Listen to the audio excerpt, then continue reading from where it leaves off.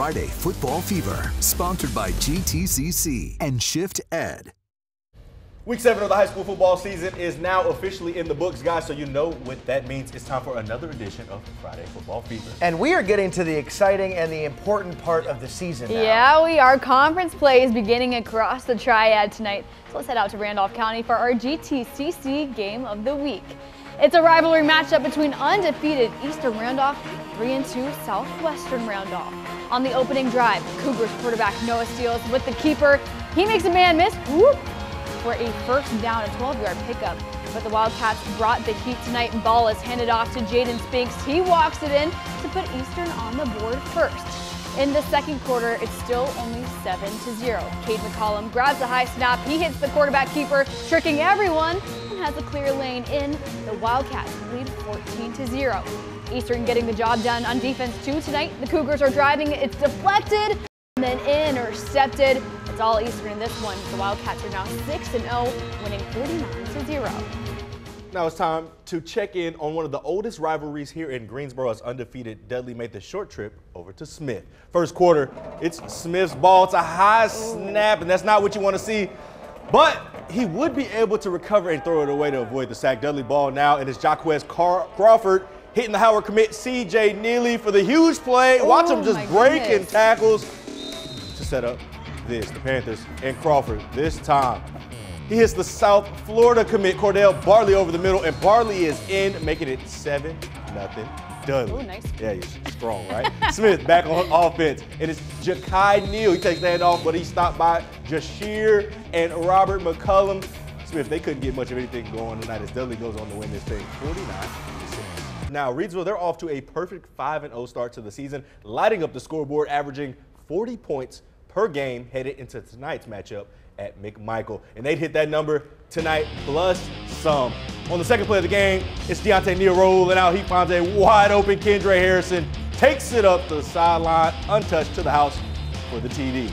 With a couple of dance moves too. Next series for the Rams, it's Jeriel Cobb. He takes the handoff, and don't blink, because if you do, you'll miss him.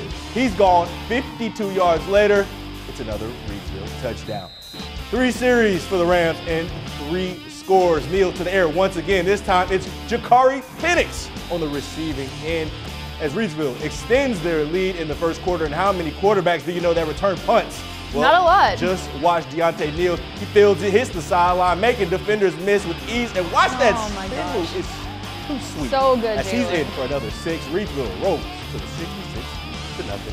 We saw a big intra-county rivalry matchup tonight in Kernersville as West Forsyth made the bus ride over for a conference showdown with Glenn.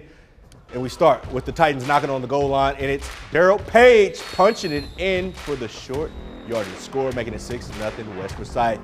Next Titan possession, Riley Horton is sacked for the loss by Glenn's Tyclin King. To the second quarter we go, Titans with the ball once again, and watch this hole open up for Page as he goes 40+ yards untouched for his second tutty of the night, 12-0 Titans. And on the next drive for West, well, Horton dropping back this time, looking to pass, got a clean pocket, and watch as he dropped this beauty right in the bucket up the sideline for the sophomore Jalen Moore for the score as West dominates this one. Final score, 40-0. Head coach Gerald Brown and 5-0 Grimsley hit their road tonight. The Burleys kicked off against 4-1 Western Guilford. In the second quarter, Grimsley defense showing out when Caden Cateau brings down Western quarterback Caleb Moore for the sack. Grimsley with the ball now, Faison Brandon rolls towards the sidelines where he connects with Cayenne Battle. He'll take it in for a touchdown. Grimsley now up 41-0. Jalen, we call this complimentary football. Caleb Moore is sacked again, this time by Grimsley Sport Heligo. Faison Brandon finds Mitchell Summers. He's becoming a household name. No one can tackle this kid. No, we say his name every weekend. He fights his way into the end zone. Jalen, he is so close, but is brought down at the 1-yard line. The Grimsley still stays undefeated, winning 48-0. Page, they look to extend their winning streak to 3 games as they took on a tough Northwest Guilford squad. Let's check out the Vikings defense here as Elijah Owens comes up with the nice tackle for loss on the bubble screen early.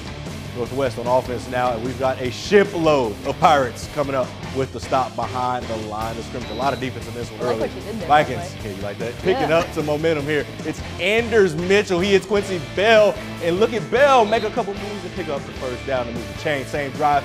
Mitchell throws it up and finds Rakim Hammock, this time for the score. And on the other side of the ball, the defense was stout all night as Hurt McNeil snags the interception for the Vikings. Northwest Guilford wins it 45-12. For now, let's make our way over to Ledford High School as the Panthers, they kicked off against Central Davidson tonight. And this one was an absolute track meet. We start with the ball on the goal line for the Spartans. They toss it to Timothy Click Jr., who barrels his way in to make it 28-7 Central Davidson. Just 2 minutes of game time later, back comes Ledford, Kason Phillips looking for Adam Greer, and watch Greer go up over the DB, and now it's just him in the end zone. That's another 6 points, making it 28-14 Central Davidson. However, Central would return the favor. Just too much for Ledford tonight, as the Spartans go on to win this thing 63-41. We head back to Randolph County as Ashboro took on Oak Grove. Senior running back Carson Williams barrels his way up the middle into the end zone, so the Grizzlies lead 21-7. In the second, Oak Grove pulls out the trickery when Grayson Treadway looks like he's going left, peels out right, finds a wide open Sam Bennett.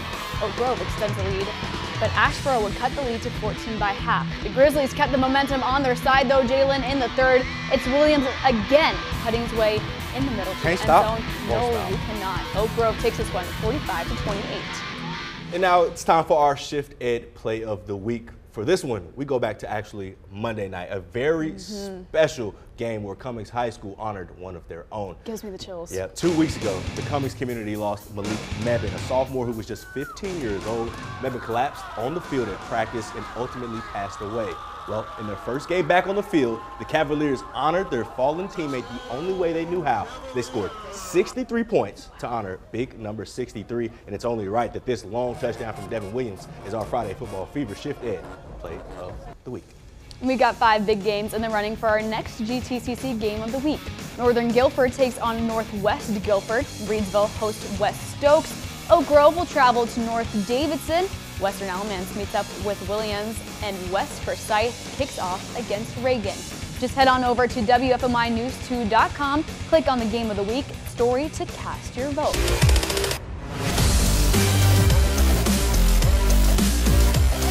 Friday Football Fever, sponsored by GTCC and Shift Ed.